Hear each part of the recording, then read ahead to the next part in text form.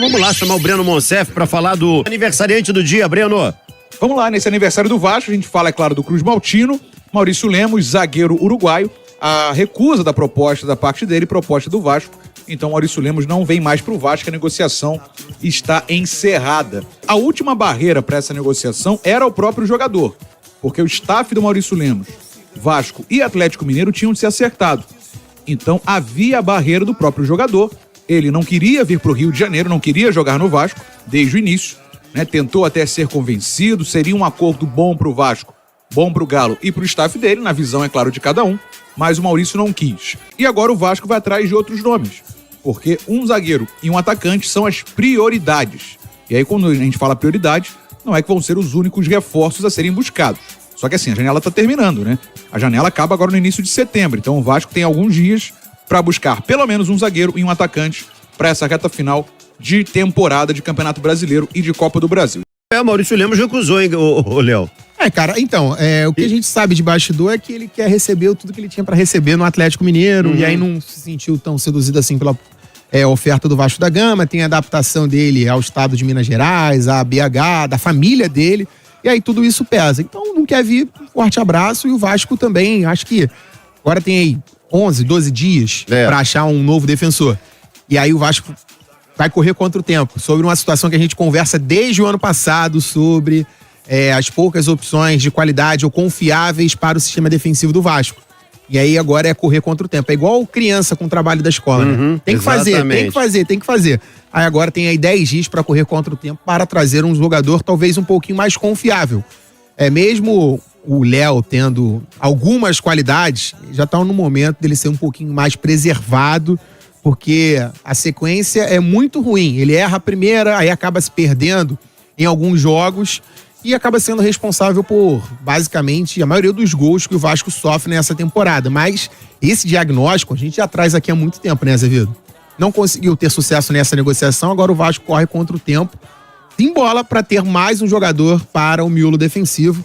Repito, algo que o torcedor também já fala há muito tempo. O Vasco precisa de defensores mais confiáveis nesse momento para até sonhar com coisas maiores na temporada, Azevedo. Vamos projetar então os jogos da Copa do Brasil e, é claro, do Campeonato Brasileiro contra o Atlético Paranaense, porque o Vasco tem 3 jogos contra o Furacão. Já na próxima semana, né? E depois na outra semana pós-data FIFA. Porque assim, nos últimos 20 jogos entre Vasco e Atlético Paranaense, de 2010 para cá, foram 9 vitórias do Furacão, 8 empates e 3 do Vasco. 9 do Furacão, 8 empates e 3 do Vasco. Em 2011, um detalhe curioso é que eles se enfrentaram na Copa do Brasil e justamente nas quartas de final. Naquela ocasião foi 2-2 na ida, em Curitiba, e 1-1 no Rio. O Vasco passou justamente pelo critério de gols fora de casa e no final a gente lembra, né, quem foi o campeão daquela Copa do Brasil. E agora, né? Já na segunda-feira, o Vasco enfrentando o Furacão em São Januário. E aí, 3 dias depois, de novo o Furacão em São Januário, pela ida das quartas da Copa do Brasil. E aí, depois, no fim de semana, vai pegar o Vitória pelo Campeonato Brasileiro, né? Um intruso aí, o Vitória fora de casa. E aí vem data FIFA, 10 dias sem atuar. Depois, já na volta da data FIFA, pega o Furacão de novo em Curitiba pela volta das quartas de final. E aí, só um parêntese, sem querer botar pilha no torcedor, depois dessa maratona de 3 jogos contra o Furacão, data FIFA e Vitória, o Vasco ainda pega Flamengo e Palmeiras pelo Campeonato Brasileiro, em seguida, né, os 2 jogos no Rio de Janeiro. Então, assim, é uma sequência complicada, o Vasco aproveitando esses dias sem atuar para a recuperação física, a expectativa do Verratti estar 100% e também já o possível retorno do Felipe Coutinho, para que o Rafael Paiva tenha o máximo de jogadores à disposição. João Vitor, que voltou nos últimos jogos, aprimorando ainda mais a parte física, né, para que seja, claro, uma opção sólida na zaga. E tem o Maicon também, para fazer dupla com o João Vitor, já que o Léo não vem numa boa sequência de jogos. Então esse é o cenário, o Vasco nessa preparação, 3 jogos contra o Furacão, buscando reverter um retrospecto dos últimos 20 jogos, com apenas 3 vitórias, mas tendo um retrospecto favorável. Já enfrentou o Furacão em mata-mata em 2011, foi no confronto entre os 2 times em mata-mata e passou, né? Passou naquela ocasião e foi campeão em seguida, né? Enfrentou nas quartas e foi campeão algumas semanas depois. Perguntar pra você se você acredita no Vasco campeão esse ano, que era uma parada que não entrava em debate. Do nada, o Vasco na Gama está nas quartas de final da Copa do Brasil. E tem um adversário bem acessível.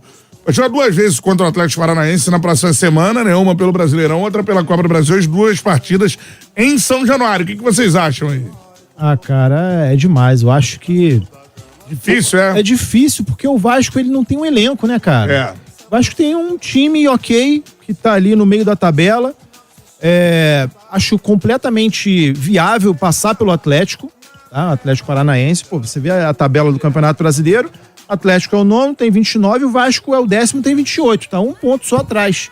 Então, assim, acho que os números que o Breno trouxe, ok, favoráveis ao Vasco, mas números não entram em campo. Vamos tratar do duelo hoje, o Vasco tem totais condições de passar pelo Atlético. Agora, o que vem pela frente, eu já não garanto, né? E o Vasco tá em 2 frentes. Passar enfrenta ou Atlético Mineiro ou São Paulo. Atlético Mineiro e São Paulo, aí já o buraco já é mais embaixo, irmão.